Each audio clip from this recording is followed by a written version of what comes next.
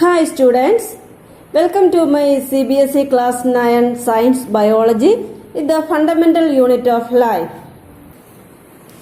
Main topics covered in this part of CBSE class 9 Science is the fundamental unit of life.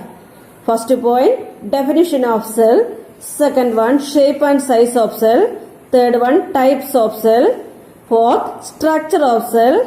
അതായത് സെല്ലിന്റെ നിർവചനം, സെല്ലിന്റെ ആകൃതിയും വലിപ്പവും, സെൽ തരങ്ങൾ, സെല്ലിന്റെ ഘടന, ഇത്രയും കാര്യങ്ങളാണ് നമ്മൾ ഇന്ന് ഈ വീഡിയോയിലൂടെ പഠിക്കാൻ പോകുന്നത്. First one, cell. What is A cell? It is the structural and functional unit of life. Cell എന്ന് പറഞ്ഞാൽ ജീവിതത്തിന്റെ ഘടനാപരവും പ്രവർത്തനപരവുമായ ഒരു യൂണിറ്റാണ് സെല്ല്. സെല്ലില്ലെങ്കിൽ നമുക്ക് ജീവിക്കാൻ പറ്റില്ല. നമ്മുടെ ശരീരത്തിന്റെ ഘടന നൽകുന്നതിനാലാണ് ജീവിതത്തിന്റെ ഘടനാപരമായ യൂണിറ്റ് എന്നീ സെല്ലിനെ വിളിക്കുന്നത്. Cell is termed as the structural unit of life as it provides structural to our body. Cell is considered as the functional unit of life as all the functions of the body take place in cell level. ഈ സെല്ലിനെയാണ് നമ്മുടെ ശരീരത്തിന്റെ എല്ലാ പ്രവർത്തനങ്ങളുടെയും ആധാരം എന്ന് പറയുന്നത്. കാരണം എന്തെന്ന് ചോദിച്ചാൽ ശരീരത്തിന്റെ എല്ലാ പ്രവർത്തനങ്ങളും സെൽ തലത്തിലാണ് നടക്കുന്നത്. അതുകൊണ്ടാണ് ഈ സെൽ ജീവിതത്തിന്റെ പ്രവർത്തന യൂണിറ്റ് ആയിട്ട് കണക്കാക്കപ്പെടുന്നത്.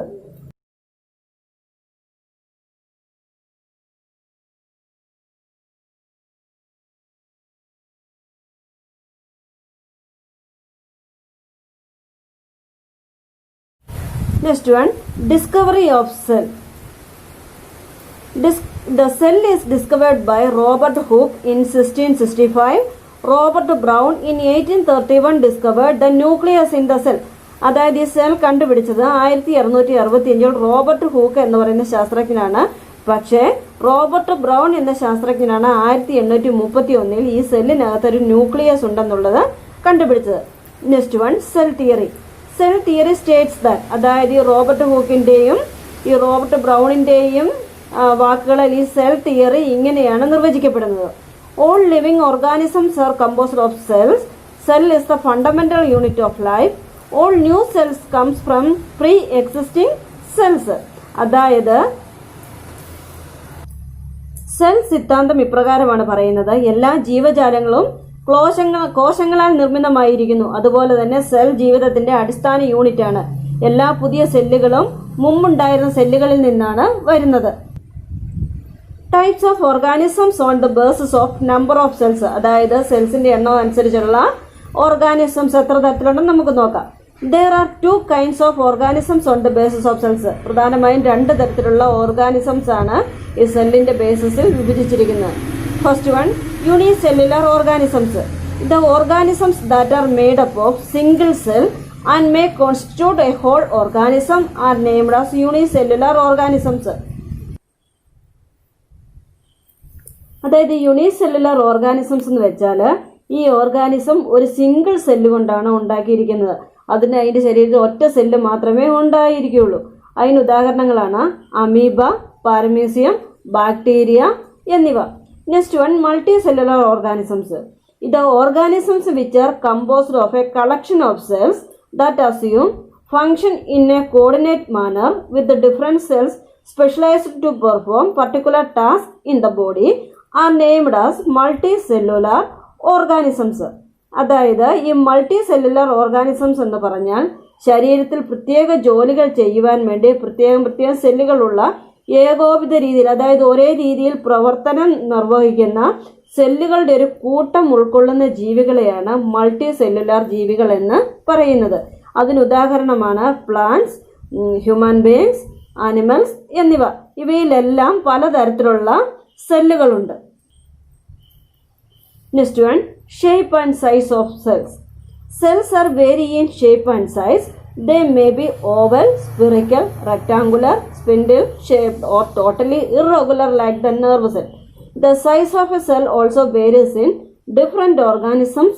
Most of the cells are microscopic in size like red blood cells, RBC, while some cells are fairly large like nerve cells.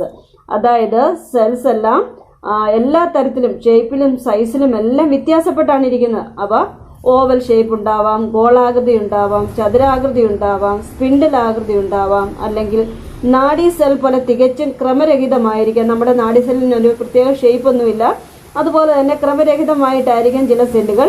അതുപോലെ തന്നെ കോശത്തിൻ്റെ വലിപ്പവും പല ജീവികളും പല തരത്തിലാണ് ഇരിക്കുന്നത്. മിക്ക കോശങ്ങളും അതിനകത്തെ കോശങ്ങളെല്ലാം തന്നെ അതായത് ചുവന്ന രക്താണുക്കൾ പോലെ വലിപ്പമുള്ള മൈക്രോസ്കോപ്പിക്കാണ്, നമുക്ക് നേരിട്ട് കാണാൻ സാധിക്കില്ല. മൈക്രോസ്കോപ്പിക് ആയിട്ടുള്ള സെല്ലുകളാണ് മിക്ക ജീവികളിലും ഉള്ളത്.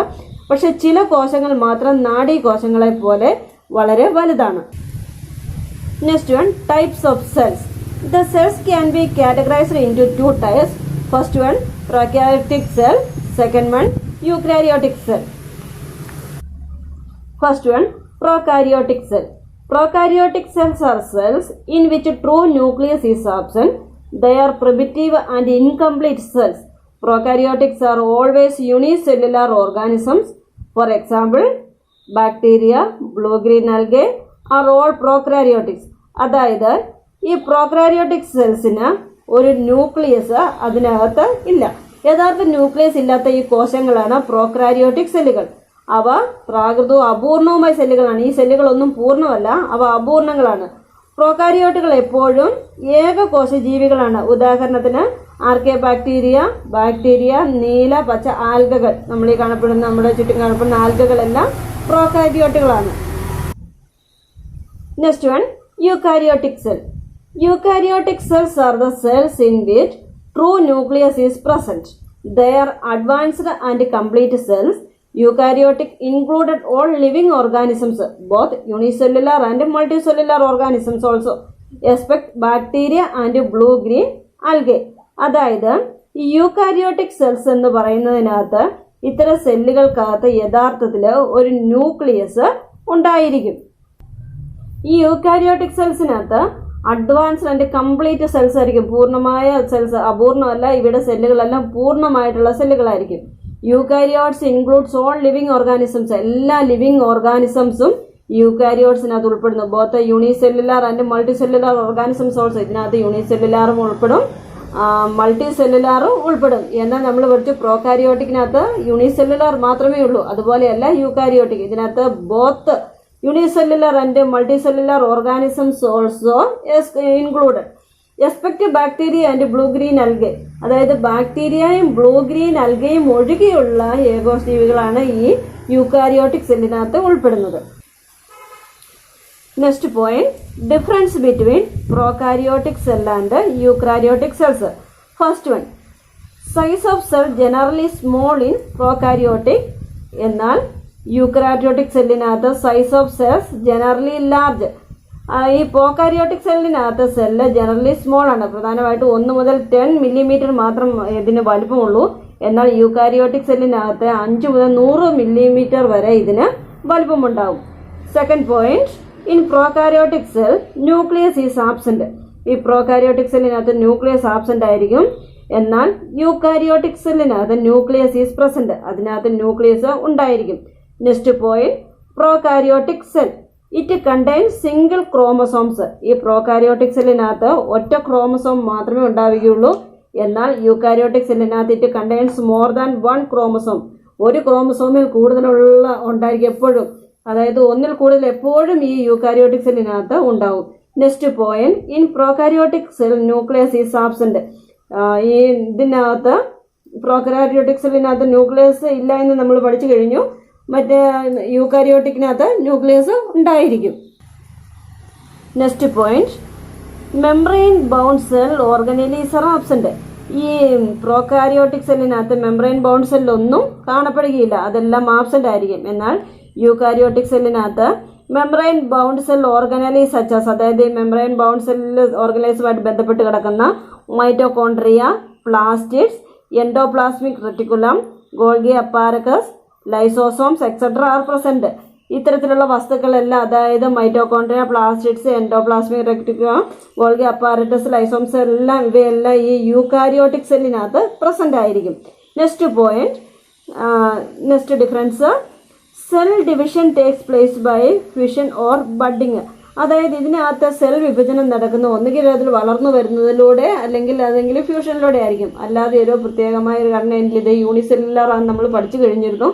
എന്നാൽ ഈ യൂക്കാരിയോട്ടിക് സെല്ലിനകത്ത് സെൽ ഡിവിഷൻ നടക്കുന്നത് takes place by mitotic or meiotic cell division. ഇതിനകത്ത് അതായത് ഈ യൂക്കാരിയോട്ടിക് സെല്ലിനകത്ത് സെൽ ഡിവിഷൻ നടക്കുന്നത് മറ്റേ പ്രോകാരിയോട്ടിക് പോലെയല്ല. അതിനകത്ത് സെൽ ഡിവിഷൻ എന്ന് പറയുന്നത് മൈറ്റോട്ടിക് അല്ലെങ്കിൽ മയോട്ടിക് സെൽ ഡിവിഷനാണ്. ഈ രണ്ട് തരത്തിലുള്ള സെൽ ഡിവിഷനാണ് ഈ യൂക്കാരിയോട്ടിക് സെല്ലിനകത്ത് പ്രധാനമായും നടക്കുന്നത്. അപ്പോൾ പ്രധാനമായിട്ട് 6 ഡിഫറൻസ് ആണ് ഈ യൂക്കാരിയോട്ടിക് സെല്ലും പ്രോകാരിയോട്ടിക് സെല്ലും തമ്മിൽ ഉള്ളത്. Next, structure of cell. Cell is generally composed of 3 basic components: cell wall and cell membrane, nucleus, cytoplasm. അതായത് ഈ സ്ട്രക്ചർ ഓഫ് സെൽ എന്ന് പറയുന്നത് പ്രധാനമായിട്ടും 3 ഘടനകൾ, അത് 3 കോമ്പണൻസ് ഉപയോഗിച്ചാണ്. ഒന്ന് സെൽ വാളും സെൽ മെംബ്രെയിനും, രണ്ടാമത്തെ ന്യൂക്ലിയസ്, മൂന്നാമത്തെ cytoplasm. First one, cell plasma membrane. Cell membrane or plasma membrane. Plasma membrane is the covering of the cell that separates the contents of the cell from its external environment. Second, it is the living part of the cell and is present in cells of plants, animals and microorganisms. It is very thin, delicate, elastic and selectively permeable membrane. It is composed of lipid and protein. അതായത് ഈ plasma membrane എന്ന് പറയുന്നത് അതിൻ്റെ ബാഹ്യപരിസ്ഥിതിയിൽ നിന്ന് വേർതിരിക്കുന്ന ഒരു സെല്ലിൻ്റെ ആവരണമാണ്. കോശത്തിൻ്റെ ജീവനുള്ള ഭാഗമായ ഇത് സസ്യങ്ങളുടെയും മൃഗങ്ങളുടെയും ഒക്കെ സൂക്ഷ്മാണുക്കളുടെയും ഒക്കെ കോശങ്ങളിലാണ് സാധാരണയായി കാണപ്പെടുന്നത്. ഇത് വളരെ തിന്നാണ്, അതുപോലെ തന്നെ എലാസ്റ്റിക് ആണ്. അതുപോലെ ഇതൊരു പ്രിമേബിൾ മെംബ്രെയിൻ എന്ന് കൂടി ഇതറിയപ്പെടുന്നു. ഇത് പ്രോട്ടീനും ലിപ്പിഡും കൂടി ചേർന്ന ഒരു മെംബ്രെയിനാണ് ഈ പ്ലാസ്മ മെംബ്രെയിൻ.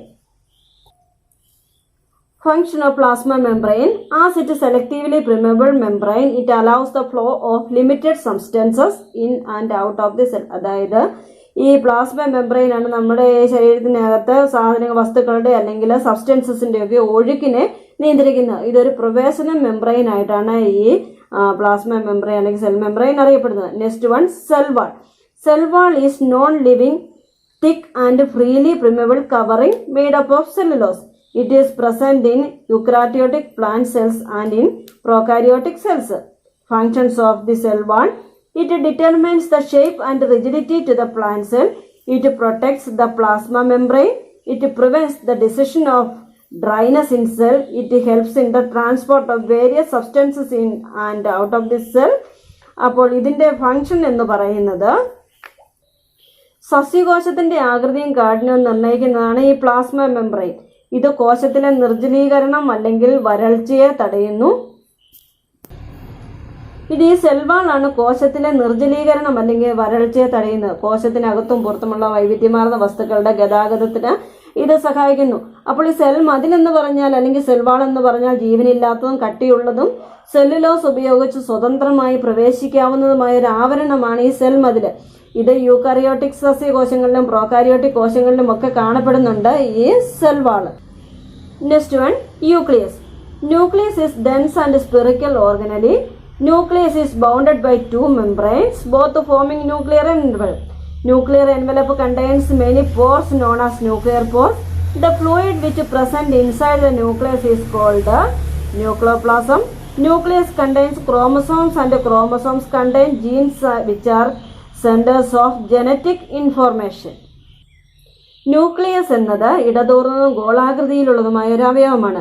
ന്യൂക്ലിയസിനെ 2 മെംബ്രെയിനുകളാൽ ബന്ധിപ്പിച്ചിട്ടുണ്ട്. ഇവ രണ്ടും ന്യൂക്ലിയർ എൻവലപ്പ് രൂപപ്പെടുത്തുന്നു. ന്യൂക്ലിയർ എൻവലപ്പിൽ ന്യൂക്ലിയർ സുഷിരങ്ങൾ എന്നറിയപ്പെടുന്നത്, അതായത് ചെറിയ ചെറിയ തുളകൾ എന്നറിയപ്പെടുന്ന നിരവധി സുഷിരങ്ങളാണ് അടങ്ങിയിരിക്കുന്നത്. ന്യൂക്ലിയസിനുള്ളിൽ അടങ്ങിയിരിക്കുന്ന ദ്രാവകത്തെ, ഒരുതരം ദ്രാവകം ഈ ന്യൂക്ലിയസിനകത്ത് അടങ്ങിയിട്ടുണ്ട്. ഇത്തരത്തിലുള്ള ദ്രാവകത്തെ ന്യൂക്ലിയോപ്ലാസം എന്ന് വിളിക്കുന്നു. അതുപോലെ തന്നെ ന്യൂക്ലിയസിൽ ക്രോമസോമുകളും ക്രോമസോമുകളിൽ ജനിതക വിവരങ്ങളുടെ കേന്ദ്രങ്ങളായ ജീനുകളും അടങ്ങിയിരിക്കുന്നു. ഇത്രയുമാണ് ഈ ന്യൂക്ലിയസിനെ പറ്റി നമുക്ക് പഠിക്കാനുള്ളത്. Next, functions of nucleus. Nucleus controls all the metabolic activities of the cell. It regulates the cell cycle. Nucleus is the store house of the genes. It is concerned with the transmission of hereditary traits from the parent to offspring. ഇതിന്റെ പ്രധാന പ്രവർത്തനങ്ങൾ എന്ന് പറയുന്നത് കോശത്തിന്റെ എല്ലാ ഉപാപചയ പ്രവർത്തനങ്ങളെയും, അതായത് എല്ലാ തരത്തിലുള്ള പ്രവർത്തനങ്ങളെയും ന്യൂക്ലിയസ് ആണ് നിയന്ത്രിക്കുന്നത്. ഇത് സെൽ സൈക്കിളിനെ നിയന്ത്രിക്കുന്നു. ന്യൂക്ലിയസ് ജീനുകളുടെ കലവറയാണ്. മാതാപിതാക്കളിൽ നിന്ന് സന്തതികളിലേക്ക് പാരമ്പര്യ സ്വഭാവ വിശേഷങ്ങൾ കൈമാറുന്നതുമായി ബന്ധപ്പെട്ടാണിത്. ഇതെല്ലാം ഈ ന്യൂക്ലിയസ് വഴി മാത്രമാണ് നടക്കുന്നത്. Next point, cytoplasm. It is a jelly-like, viscous, colorless, semi-fluid substances that occurs between the plasma membrane and the nuclear membrane. The aqueous ground substances of cytoplasm is called cytol that contains a variety of cell organelles and other insoluble waste products and storage products like starch, glycogen, lipid, etc. ഈ cytoplasm എന്നത് plasma membrane, nuclear membrane എന്നിവയ്ക്കിടയിൽ ഉള്ള jelly പോലുള്ള, അതായത് കൊഴുത്ത jelly പോലുള്ള ഒരു viscous നിറമില്ലാത്ത ഒരു സെമി ഫ്ലൂയിഡ് പദാർത്ഥമാണ് ഈ സൈറ്റോപ്ലാസം എന്നത്. ഈ സൈറ്റോപ്ലാസത്തിന്റെ ഈ സൈറ്റോപ്ലാസം എന്ന പദാർത്ഥത്തെ സൈറ്റോസോൾ എന്ന് വിളിക്കുന്നു. അതിൽ വിവിധതരം സെൽ അവയവങ്ങളിൽ ലയിക്കാത്ത മറ്റു മാലിന്യ ഉൽപ്പന്നങ്ങളും അതിന്റെ കൂടെ തന്നെ അന്നജം, ഗ്ലൈക്കോജൻ, ലിപ്പിഡ് മുതലായ സംഭരണ ഉൽപ്പന്നങ്ങളും ഒക്കെ അടങ്ങിയിരിക്കുന്നത് ഈ സൈറ്റോപ്ലാസത്തിനകത്താണ്. Next, functions of cytoplasm. Protoplasm acts as store of vital chemicals like amino acids, proteins, sugars, vitamins, etc. It is the site of certain metabolic reactions like glycolysis, synthesis of fatty acids, nucleotides, etc. ഈ സൈറ്റോപ്ലാസത്തിന്റെ പ്രവർത്തനം എന്ന് പറയുന്നത് amino ആസിഡുകൾ, protein, പഞ്ചസാര, വിറ്റാമിനുകൾ തുടങ്ങിയ സുപ്രധാന രാസവസ്തുക്കളുടെ ഒരു സംഭരണിയായി, ഇവയെല്ലാം ശേഖരിച്ചു വയ്ക്കുന്ന ഒരു സംഭരണിയായിട്ടാണ് ഇത് പ്രവർത്തിക്കുന്നത്. ഗ്ലൈക്കോളിസിസ്, ഫാറ്റി ആസിഡുകളുടെ സമന്വയം, ന്യൂക്ലിയോടൈഡുകൾ മുതലായ ചില ഉപാപചയ പ്രവർത്തനങ്ങളുടെ സ്ഥലമാണ് ഈ സൈറ്റോപ്ലാസം എന്ന് പറയുന്നത്. Dear students, now we can wind up this video. നിങ്ങൾക്ക് എല്ലാവർക്കും ഈ വീഡിയോ ഇഷ്ടപ്പെട്ടെന്ന് ഞാൻ വിചാരിക്കുന്നു. പിന്നെ CBSE 9th ക്ലാസ് ബയോളജിയുടെ പോർഷൻസ് നമ്മൾ എത്രയും നിങ്ങൾക്ക് മനസ്സിലായി കാണുമെന്ന് ഞാൻ വിചാരിക്കുന്നു. മനസ്സിലായെങ്കിൽ ലൈക്ക് ചെയ്യുക, കമന്റ് ചെയ്യുക. അതോടൊപ്പം തന്നെ ഈ ചാനൽ സബ്സ്ക്രൈബ് ചെയ്യാൻ മറക്കരുത്. ഇനി ഇതിന്റെ ബാക്കി പോർഷൻസുമായി നമുക്ക് നെക്സ്റ്റ് എപ്പിസോഡിൽ കാണുന്നവരേക്കും താങ്ക് യു.